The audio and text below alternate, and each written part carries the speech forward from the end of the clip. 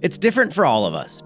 Big airs, fast ascents, new stunts, some of us live for the adrenaline. Fresh air, amazing views, experiencing the seasons in a tactile way. Some of us just live to be outside. Throwing high fives, cheering each other on, many of us love this shared experience. The Haro Daley reminds us that this is why we ride mountain bikes.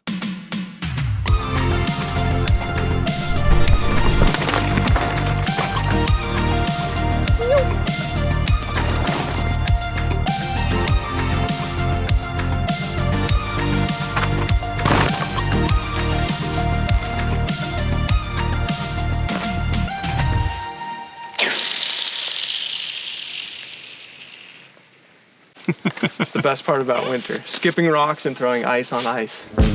At the tail end of summer, I was fortunate enough to spend some time aboard the new Haro Daley. I posted an initial impressions video and promised you I would do a longer-term follow-up. Well, here we are. Let's get into it. As many of you know, Haro is the opposite of the typical mountain bike brand. They started life as a BMX company, but 2024 is quite fitting for a mountain bike, as Haro is now over the hill with large-wheeled shred machines. Yep, this is Haro's 40th anniversary of making mountain bikes. The Daley does a remarkable job of placing that BMX-inspired ethos of strong, durable, and fun right in the middle of that dank wintertime loam. The Daley is a 140-150 travel, all-around aggressive trail bike. At first, I was riding a pre-production, raw version of the Daley, then Haro asked me to swap that over to a production version in the stone gray color. Haro asked for this thing back. This is a pre-production prototype. We just got a production Haro Daley. So let's open it up and see what it looks like, and then I will do the work of swapping the two frames and returning this to Haro. Oh, they sent water bottles. Oh, and they sent a bunch of parts on it. Cool, look at this color, this is gorgeous. All right, give me a moment to unwrap and we will investigate. I've had a lot of fun riding the Haro, and I wanna give a huge thank you to Haro because they sponsored this video.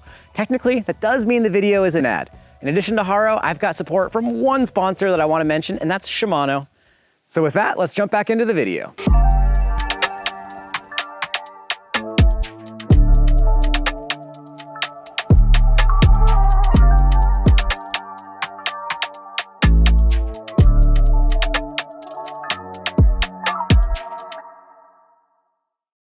So it's like 35 degrees out or something, and this lake's frozen.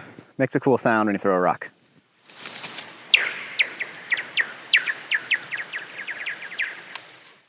Sounds like high voltage power lines, it's cool.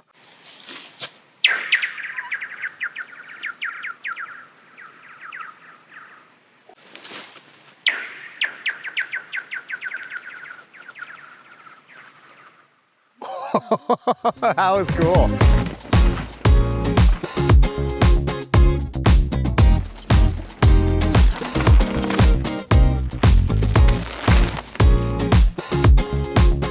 I've now ridden the Daley with both the Fox Float X and the Marzocchi Bomber Air rear shocks. I mostly rode the stock build from the Alloy LTD1, swapping just the tires, bars, and stem, and the brakes. I often ride bikes that are double and sometimes even triple the cost of the Daley, but the Daley is absolutely in the same conversation. I'm really enjoying this bike. It's very sensitive suspension-wise, extremely plush. I don't hesitate to say this is the plushest bike that I've ridden in 2024, including longer travel bikes. Yes. This little Daley's plusher than the Altitude, plusher than the Firebird. It's a good riding bike. One of my other favorite things about the Daley is the rear suspension is very progressive. Because you're pushing into jumps, you can get a nice little bit of pop.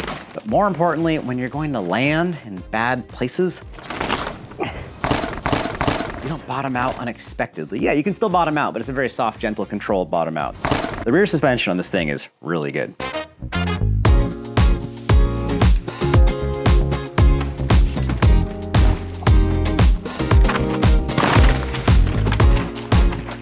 Yes, you heard me right. The bike is extremely plush. At the top of the travel, the suspension is extremely sensitive and grip is fantastic. I really enjoyed this feel on rock rolls and on wet routes. The rear suspension has a nice amount of ramp, and as long as jumps have decent landings, I was super happy with the stock suspension configuration. The way in which a rider uses a bike can differ a ton. As a former BMXer, I really enjoy getting airborne and using a bike as a tool to express my vision as to how I'd like to most enjoy a particular trail. I'm really not that concerned about being the fastest rider. Now, when it comes to infatuation with technology, us mountain bikers are as guilty as peanut butter loves jelly. Us nerds discuss suspension all the way until we're fully distracted by that latest firmware update.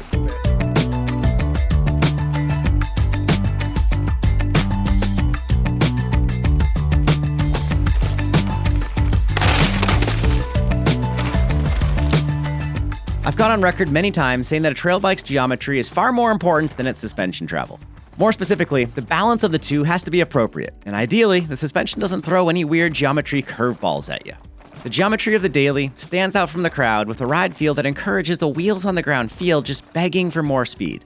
The head angle is fairly standard at 64.5 degrees, but the low stack height has the rider's hands quite low and forward.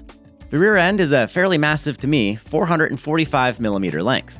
While I did ride the Daley in the bone stock configuration, I quickly adjusted its sizing for it to work a little bit better for me and my size. I'm 5 foot 8 inches tall, or 174 centimeters. I really like a very active feeling bike, so I went to a taller handlebar with a full 40 mils rise. I also went down to a super short stem, down to just 35 millimeters long. I mentioned last time how this helped me get the bike feeling ready to jump and wheelie.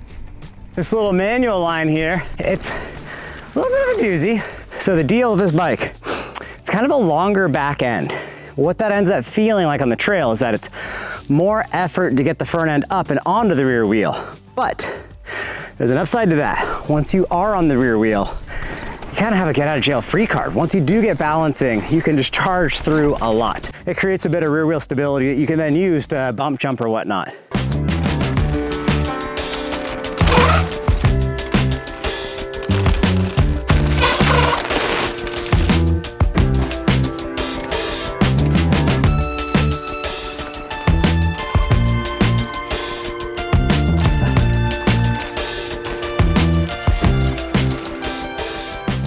The overall benefit of the long low geo is that in the high-speed, sketchy scenarios, the bike is far more composed. The downside is that it's a lot of bike to manipulate in the tighter, slower bits of trail. The suspension does a lot to work really well, and the Daley is ridden with that wheels-on-the-ground approach. At the same time, I sent some of the biggest jumps around on the Daley, and it did not feel undergunned in the slightest. Having ridden so many different bikes over the last couple years, I absolutely notice a bike's rigidity. When a lightweight ride flexes and winds up on landings or throughout corners, it's absolutely disconcerting, and I lose a lot of confidence. Part of why the Daley stokes my BMX ethos is that the frame stiffness is incredibly well sorted. It felt stiffer than a Fox 36 fork, and that 36 is no slouch.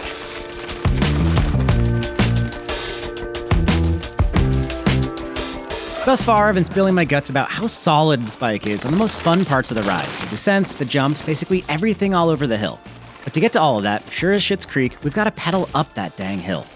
The Daley has a very steep seat angle at 78 degrees. This makes those steep climbs feel as civilized as the Romans in Mesopotamia, fully at the height of comfort and capability. It's very clear that the Daley is designed for riding, well, in the mountains. While the suspension is indeed so plush on the descents, it does not feel as rigid under power as those dual-link acronym bikes. Now, I never noticed this much on the steeper climbs, but when things both flatten out and start to bore me, well, much of what benefits mountainous riding becomes a little bit more to manage. That steep seat angle means the seated position isn't ideal for handling while seated. The Daley is meant to go up steep hills while seated or to descend said steep hills in that proper standing attack position.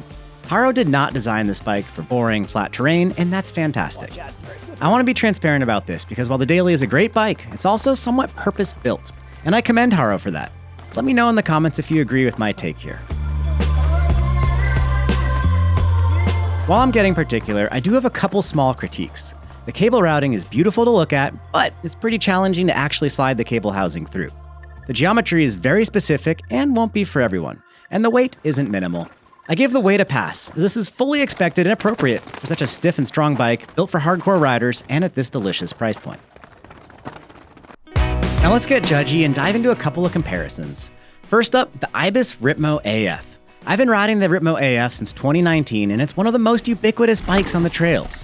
The AF has several design choices that make for a completely different feel than the Haro Daley. The AF is intended for a less aggressive rider. While the Daley has a little bit less travel, it actually has more suspension support deeper into the travel, as well as a softer initial stroke. The AF is tuned to be a firmer pedaling bike with a slacker seat angle and has the edge when trails are indeed more mellow.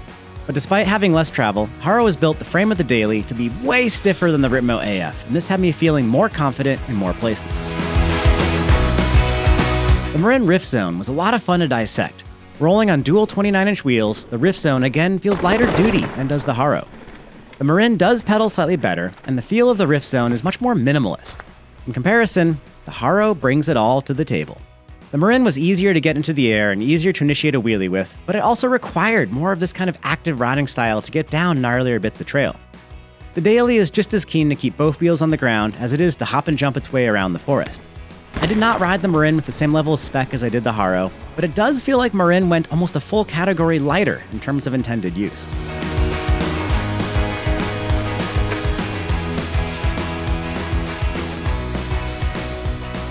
I absolutely appreciate how Haro stuck to its goals with the Daley. The bike is very intentionally built. From the modern detailing, to the gorgeous aesthetics, to the unique geometry, it all comes together to form a bike that wears its identity proudly. In a world of confused bikes, too many brands make compromise after compromise in a wet paper bag effort of appealing to everybody. In a refreshing contrast, Haro has came skidding and thrashing its way into the conversation with an absolute beast of a trail bike. Big thanks to Haro for loaning me this bike and for sponsoring this video. I absolutely enjoyed my time on the Daley. If you did enjoy this video, please do hit that subscribe button and let me know in the comments what you think of the Haro Daley. Peace and wheelies, everyone. That's such a fun little bit.